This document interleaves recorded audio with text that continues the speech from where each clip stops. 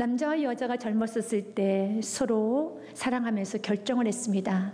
그리고 같이 살기 시작합니다. 그런데 한 50년간을 삽니다. 이건 대단한 일이라는 것입니다.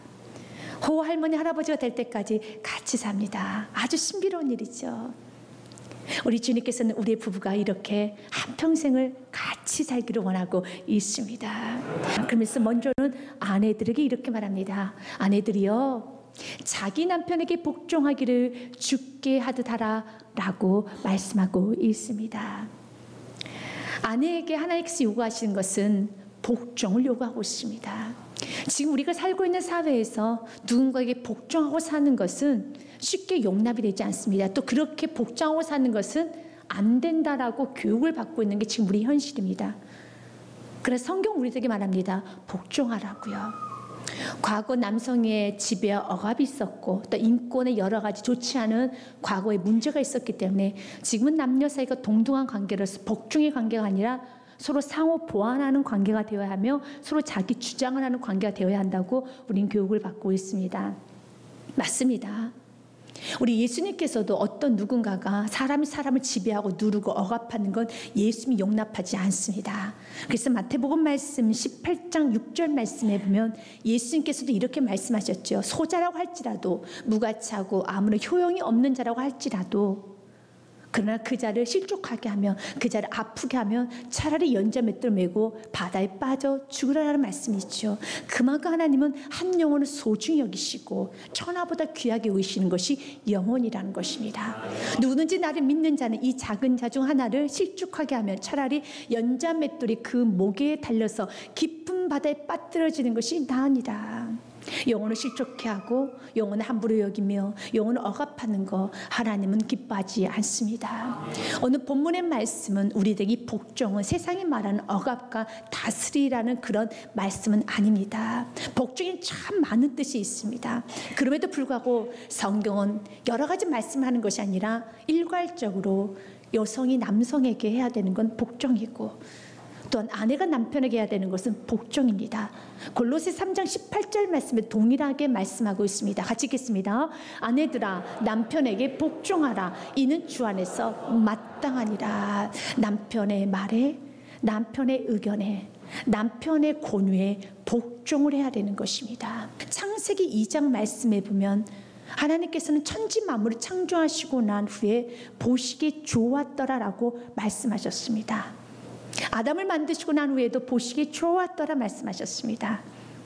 그런데 그 보시기에 좋았던 그 에덴 동산 안에 아담이 혼자 있는 것, 독처하는 걸 보시고 하나님은 보시기에 좋지 않다고 말씀하셨습니다. 그래서 창세기 2장 18절 말씀에 보면 여호와 하나님이 이르시되 사람이 혼자 사는 것이 좋지 아니하니 내가 그를 위하여 돕는 배필을 지으리라 하시니라 하면서 만들어진 인물이 여성입니다. 여자입니다.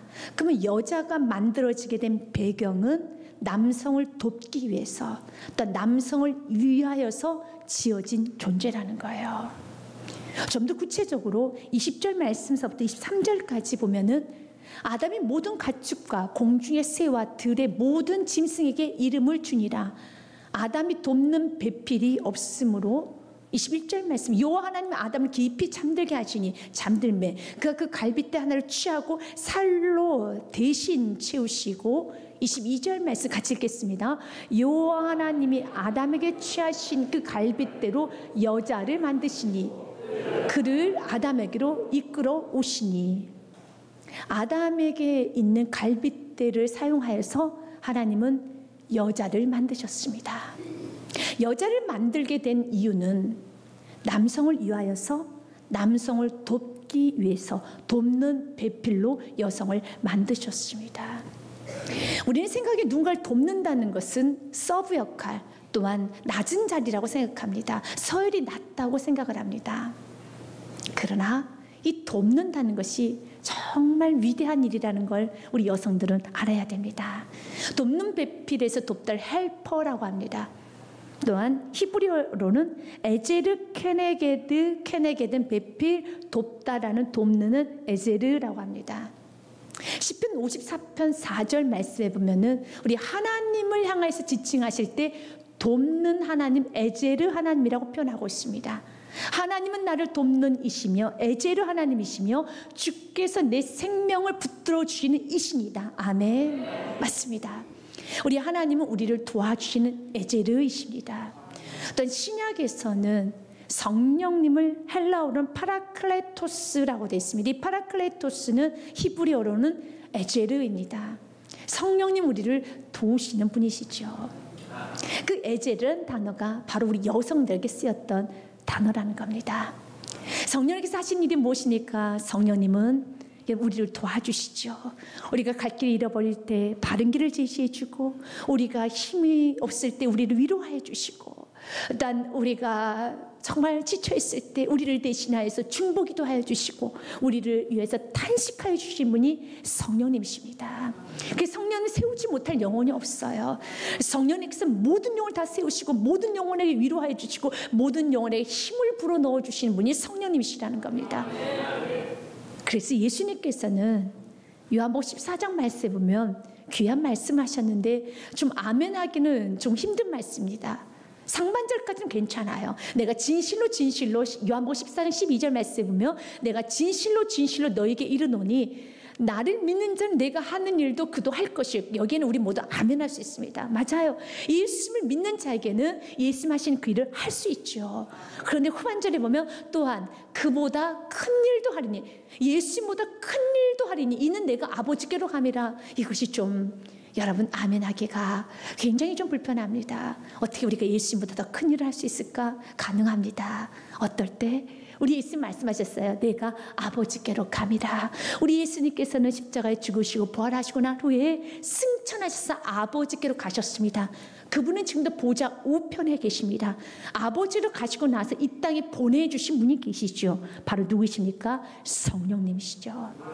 그 성령님이 함께하기 때문에 너희는 나보다 더한 것 할 수 있단다. 성령님이 도와주고 있지 않느냐? 성령님이 붙들어주고 있지 않느냐? 성령님이 힘을 주고 있지 않느냐? 성령 너를 위로해주고 있지 않느냐? 성령 너를 다스려주고 있지 않느냐? 성령님과 함께하면은 모든 일을 다 할 수 있습니다. 그 파라클레토스, 그 성령님 하는 그 파라클레토스, 그 돕는 에제르 역할을 주님께서는 여성들에게, 아내에게 부어주어서 아내와 함께하면, 아내가 남편을 돕기 시작하면, 아내가 남편에서 무릎 꿇기 시작하면, 아내가 남편에서 기도하기 시작하면은 그 남편은 여러분 못할 일이 없어요. 무서울 것이 없어요. 그 남편은 세상을 다 정복하고도 남을 만한 힘이 생긴다는 겁니다. 그래서 오늘 여성들에게, 아내들에게, 아내들아 남편에게 복종하여라. 성령님께서는 여러분 앞서지 않잖아요.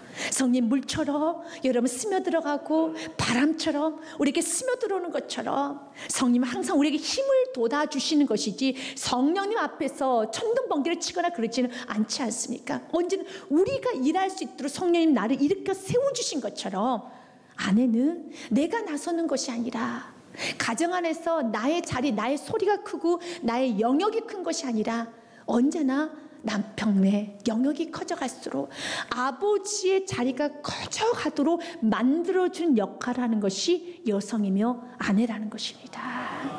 그래서 하나님께서는 오늘 아내들에게 말하는 겁니다. 아내들아, 자기 남편에게 복종하기를 주께 하라. 그 이유는 23절 말씀 조금 더 구체적인 이유가 나옵니다. 바로 너의 머리가, 아내의 머리는 남편이라는 거죠. 이는 남편이 아내의 머리됨이 그리스도께서 그의 머리된 것 같음이니 그가 바로 몸의 구주신이라 됐습니다. 교회 안에는 많은 성도님들이 계시고 많은 주장과 어떤 경험과 지식과 참 많이 똑똑하시고 명철하신 분이 많습니다. 그러나 교회의 머리가 예수 그리스도시기 때문에 내가 아무리 똑똑하고 명철하여도 언제나 예수의 그 말씀 앞에는 나의 지식과 나의 경험을 내려놓고 순복하며 복종하는 자세로 가야 되는 것처럼, 아내들, 똑똑한 아내들이 있을 수 있습니다.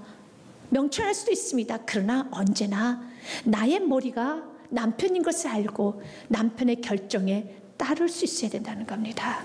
남편의 말에 들을 수 있어야 되는 것입니다. 이럴 때 또 한 번은 이런 의문이 생깁니다. 나의 남편이 그러면은 만약 신앙을 포기하는, 말씀과 위배되는 그런 요구라면 어떻게 해야 됩니까?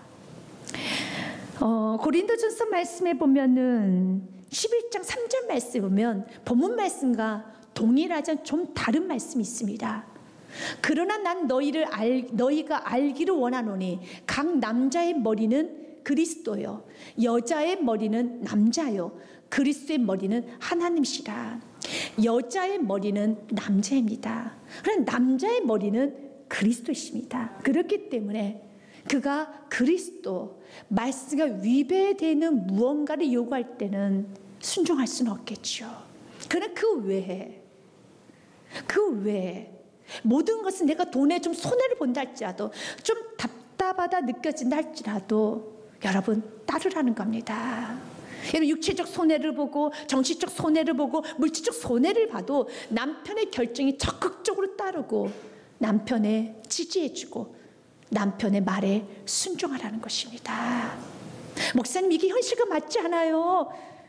남편의 말도 투자했다가요 우리 가정 아무것도 안 돼 내가 투자해서 우리 가정 그나마 집 한 칸도 마련한 거예요 라고 말씀하시겠지만 집은 마련했을지 모르지만 남편은 그 집에서 떠날 수도 있습니다.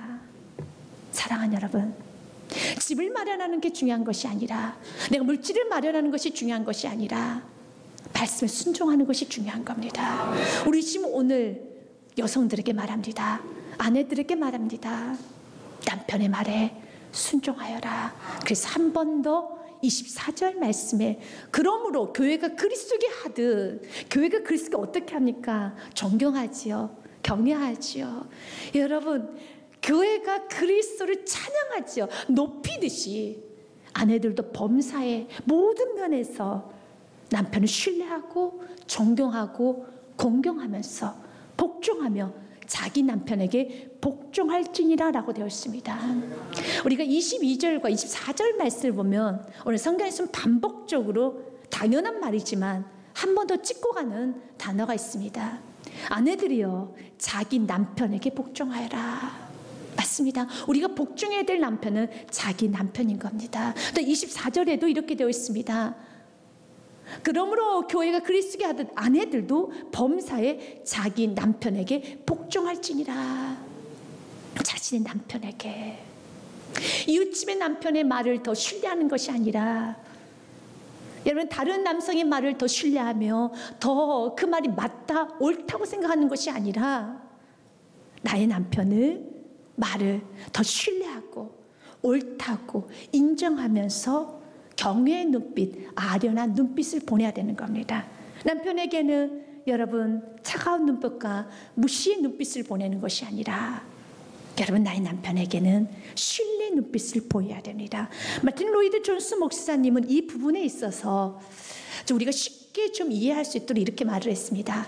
아내와 남편 중 어느 누구라도 자기의 남편, 아내가 아닌 다른 사람을 향하여 정동과 경외 어린 눈빛을 보이면 신뢰하는 것은 부부 관계를 깨뜨리는 치명적인 요소가 됩니다 라고 되어 있어요.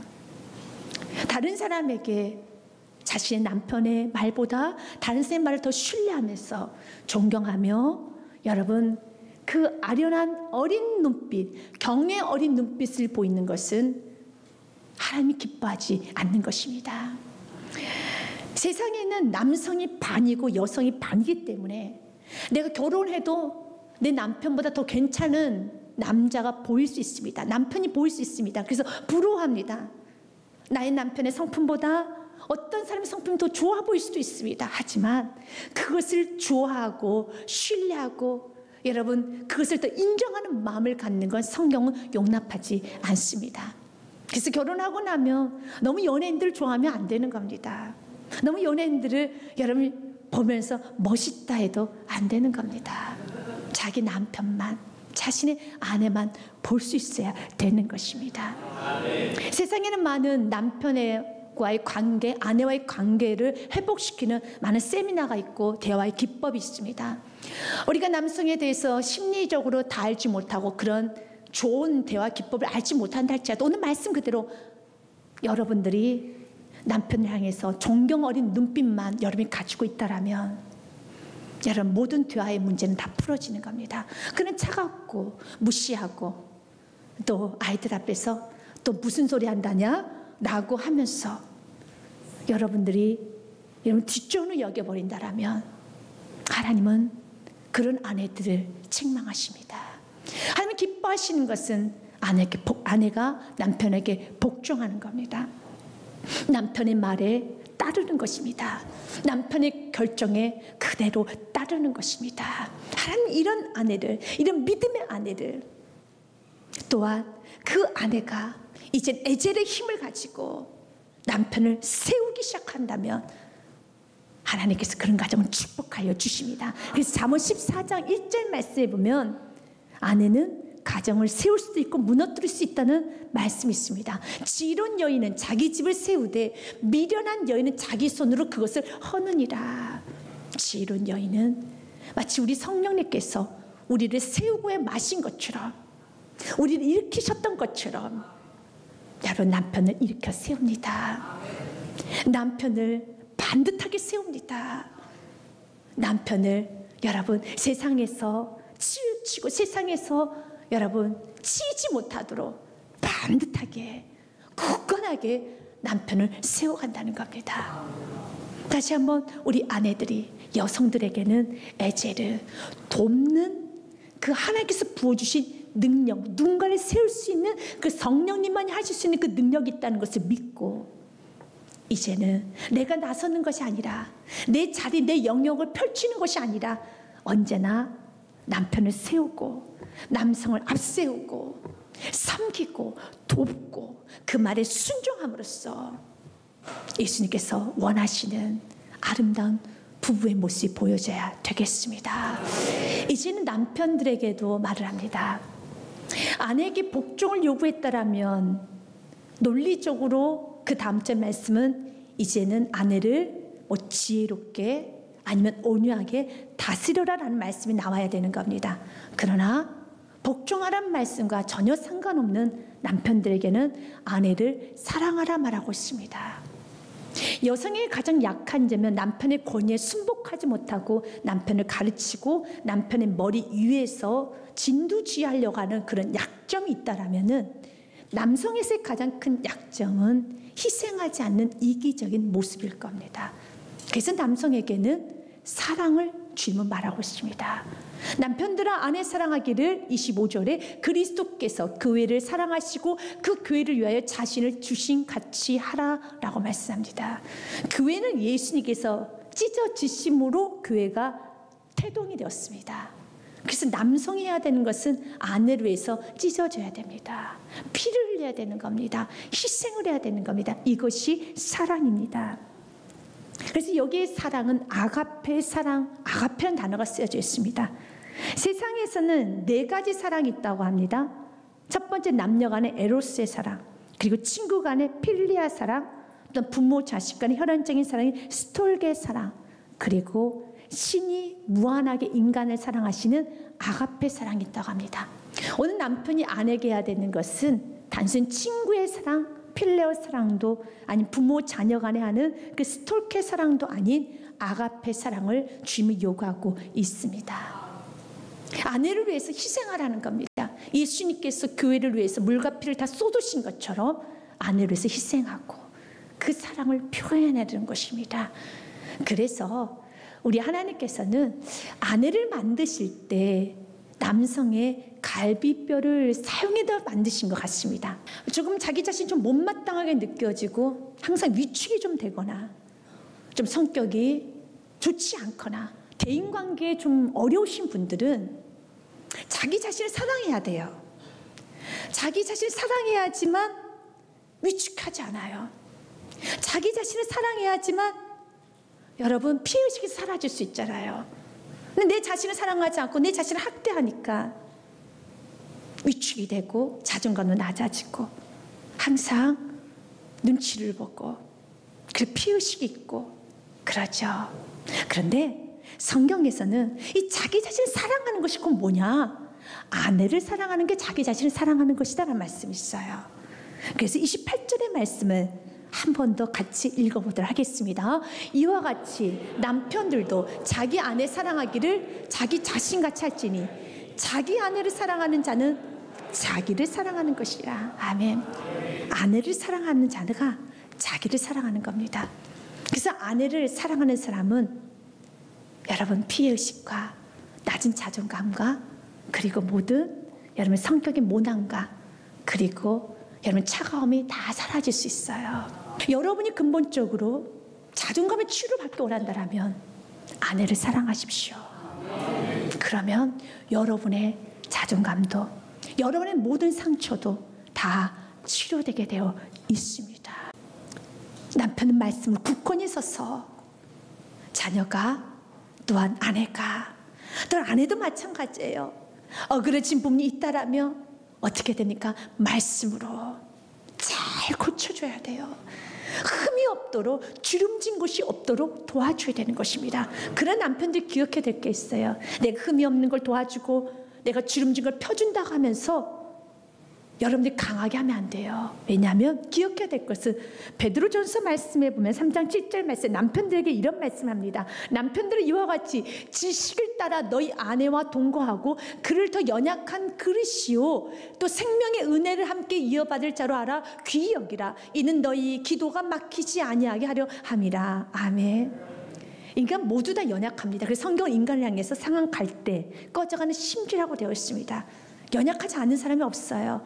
그러나 남자 여자 비교해 본다면 남자보다 여자가 더 연약한 그릇이란다. 깨지기 쉬운 그릇이니까 흠을 바로잡는다고 해서 주름진 걸 펴준다고 해서 여성들이 더 연약한 그릇이니 항상 여성에 대해서 아내에 대해서 사랑과 희생을 기초로 하여서 아내를 세우라는 것입니다.